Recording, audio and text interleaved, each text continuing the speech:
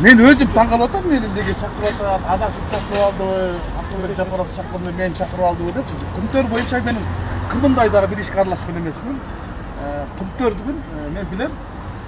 Құмтөр екі мемлекеттік комиссия мүшесі қатары екі жолы Қырғызстанның келешегіне переговор болған. Бұл 2003 жылы, бұл 2009 жылы.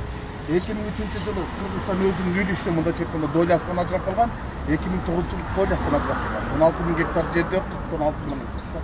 Мына ушул эки нерсеге мен басым көрсөткөм комиссия мүчөсү катары. Комиссия өзүнүн ишин жыйынтыктаганда мен корутундуга өзгөчө пикирди жазгам. Мен тол кандуу макул эмесмин. 3 нерсеге каршымын.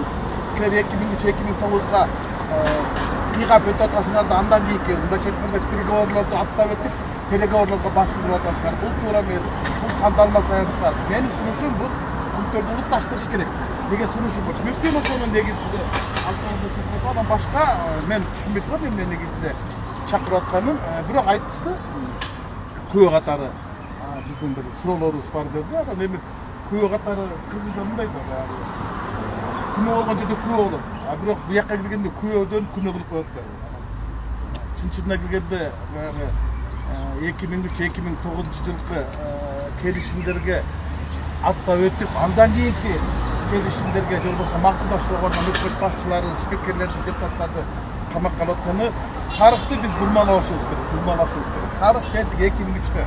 2003-тө 67% биз Құмтөрдүн үлүшүн 33% Централдын үлүшүн алмашып, андан кийин да 85 миллиондорго сатып 15-де калган. Кийин анан айтып атпайбы?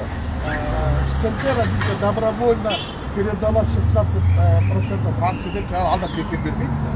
16% берген акция Центрадан, бирок 16.000 гектар жерде алган, 40 алтын запасы менен. Мына ушул эки нерсе өзгөчө болгон. Анан кийин аз келгенсеп ошол 2009 жылы конституциялык палатанын чечими менен бекитилген. Мындайча айтканда Құмтөргө жаңы конституция жазып берип койгон. Андан кийин ал жака кийлигиш кыйын болчу. Анан эми азыр менин жалгыз эле пикирим ушул болчу. Соттошот турган болсок соттошкула, бирок аягында коштошоюк.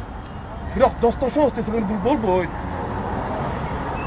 Бара турган болсок аягына чейин улутташтырыш керек деген пикирди жазып калтырган болчу. Анан башка эмне негизи чакырып атканы мен таптакыр түшүнгөн жокмун. Бир дагы Құмтөр менен койгон алакаларга мен аралашкан эмесмин. 2003-2009 жылдары мен ал кездерде оппозициялык эстерди жетектеп карамачы каршы болуп келгем. Анан башка жагдай болушу мүмкүн эмес. Эми азыр дагы силерди айтып калганым анда жака киргенден кийин вопрос, потом вопрос дегенде. Иә, биринчи жолу келе атасыз. Биринчи жолу келе атасыз. Сизди камакка коюп. Мен камангандан коркпойм. Мен камактан коркпойм, мен арам тамактан коркпойм. Анан эми элди баарын камай бергет. Камай турган адамдар толтура. Ошол 2003-2009-да.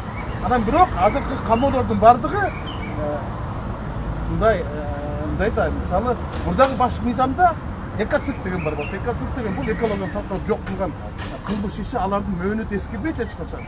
Аларга жайып кылбайт деген болчу да. Ошо менен Құмтөргө качкан адамдардын баары жок катар соруп болчу. Ал азыр жаңы баш мыйзамда каралган жок. Демек азыркы камоолордун бардыгы 6 айда килескип бар, мөөнөт кетип барат. 2012 болгондо келишимдердин бардыгы. Алардын бардыгы 6 айдан кийин эскергендигине байланыштуу мөөнөт эскерген. Азыр камактан чыгып Дагы кайсы депутаттар көрүп качатырган дейсизби? Мен билбейт экен, мени кечеден бери айтышты да, мен айттым эми. Мен адвокат менен барышым керек боло турган болсо, айткыла мени эмне негиде чакырып атасыз? Повестканда берип атат эми. Күбө катары дейт да. Күбө катары эле чакырат эле экран. Повестканы чакырып алып ушул жактан берип эстешти. Эми аны анчалык жашырбай эле үйгө келип көрсөңөр, бул же болбосо WhatsApp менен да салып койгула, мен десем жок. Изучу атат. Бияка келгенибиз жактан тапшыралы, иштер сурообуз бар деп атат да. Менимче ошол комиссиянын алкагында мен Құмтөргө өзүм дагы барып келгем. Ошол комиссиянын ишине көптөгөн документтерге алгам, өзүмдүн пикиримди айткам. Алардан бөлүнүп дагы мен 4-5 жерге маалымат бергем. Анан ошолордун алкагында кайсы бир жагдайларды тактап коеюн деп чакырып атабы, же башка дагы ойлору барбы? Азырынча мен так маалымат жок. Бул жерде дагы бир саясий оюндар болуп, Құмтөрдүн шултоосу менен саясий атаандаштардын оозун жабуу боюнча деп саясат бар деп ойлойсузбу?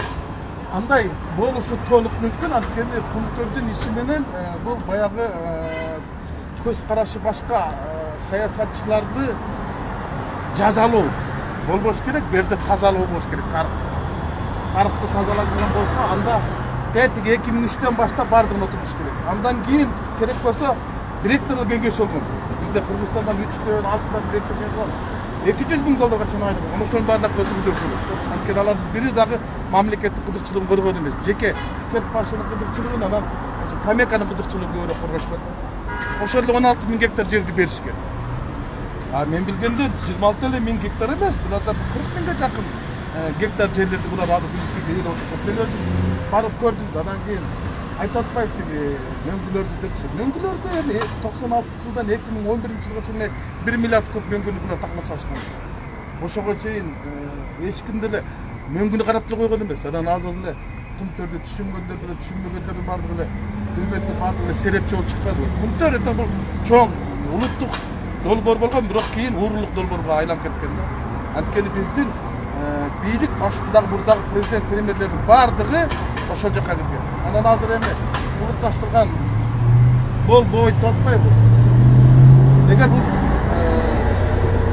жол менен мен ойлоп атам, азыркы өкмөттүн аракети ушул жол менен барып, анан кийин улутташтырууга өтүш керек. Башкача биз утулабыз. Анан азыр жок, биз соттошобуз, анан Якуб Самачев айткандай кайтадан ЗАГС барып, девичий фамилияды айтып атпайбы, бул жыланын башын кыртып да. Андай болсо комиссия мындай корутунду эмнеге чыгарды? Миллиарддаган иш менен сотко не берди? Бул жерде көп нерселер бар.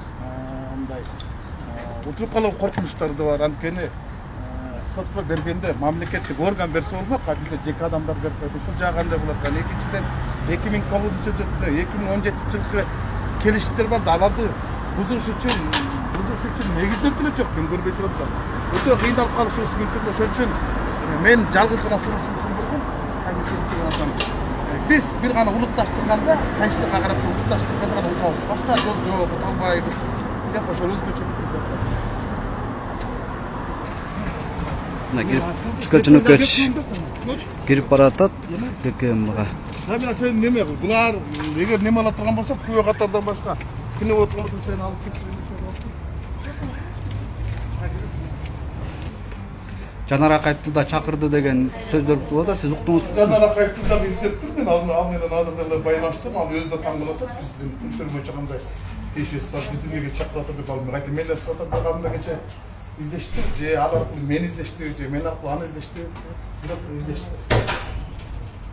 Ичин тартсам болот да.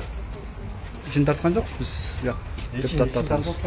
Жакчы кылып тартсаңыз болот. Ичин болбойт.